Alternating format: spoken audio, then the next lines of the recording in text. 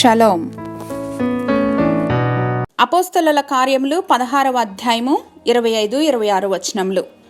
Acts chapter 16 versus 25 and 26. అయితే మధ్యరాత్రి వేళ పౌలును సీలయు దేవునికి ప్రార్థించుచు కీర్తనలు పాడుచూ ఉండిరి. ఖైదీలు వినుచూ ఉండిరి. అప్పుడు అకస్మాత్తుగా మహాభూకంపము కలిగెను. చెరసాల పునాదులు అదిరెను. వెంటనే తలుపులన్నీ తెరుచుకొనెను. అందరి బంధకములు ఊడెను. About midnight, Paul and Silas were praying and singing hymns to God, and the other prisoners were listening to them. Suddenly there was such a violent earthquake that the foundations of the prison were shaken. At once all the prison's doors flew open and everyone's chains came loose. అపోస్తలుడైనటువంటి పౌలు మరియు సీలలు ఫిలిప్పీలోని ఒక జైలులో బంధింపబడ్డారు.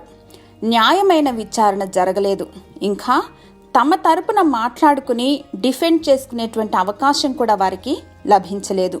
వారు అక్కడ బందీలుగా ఉండవలసినటువంటి తప్పు చేయలేదని వారిరువురికి తెలుసు. అయినప్పటికీ వారు అక్కడి నుండి తప్పించుకోవటానికి ఏ విధమైన ప్రయత్నాలు చేసినట్లు మనం చూడము. They didn't try to break their chains by themselves. వారు చేసినది ఒక్కటే, అదే ప్రార్థించటం, దేవుణ్ణి కీర్తించటం. ఆ ప్రార్థన వారున్న ప్రాంతాన్ని కుదిపివేసింది. బంధకాలు ఊడిపోయాయి. తలుపులన్నీ కూడా తెరుచుకోబడ్డాయి. ప్రార్థన అంటే కేవలం చీకట్లో ఒక రాయి విసరటం కాదు, లేదా యాంత్రికంగా పెదవులతో పదాలు ఉచ్చరించి మన కోరికల చిట్టా విప్పటం అంతకంటే కాదు.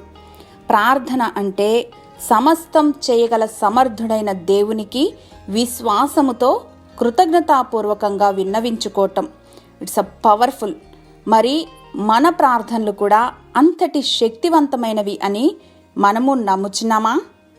సర్వశక్తివంతుడైన మా ప్రియ పరలోకపు తండ్రి, మా ప్రార్థనలు, యాచనలు, విన్నపములు, స్తుతి అర్పణలు విశ్వాసముతో కూడినవై పర్వతములను సైతం పెకిలింపగలిగినవని నమ్మగలిగినటువంటి కృపను అనుగ్రహించమని యేసుక్రీస్తు వారి ఘనశ్రేష్ఠ నామంలో బహు వినయంగా ప్రార్థించి పొందుకుని మా ప్రియ పరలోకపు తండ్రి, ఆమేన్.